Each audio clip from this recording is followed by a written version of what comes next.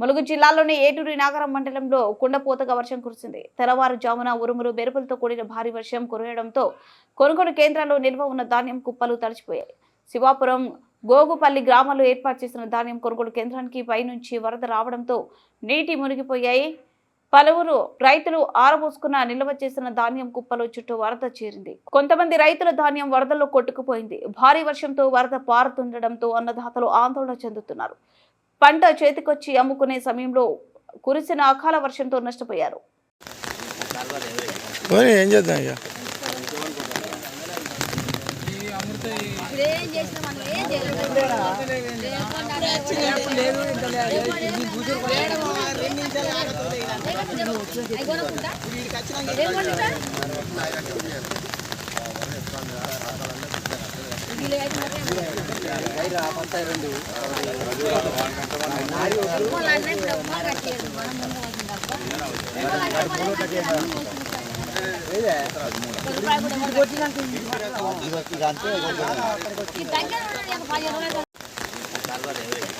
ఏం చేద్దాం ఇక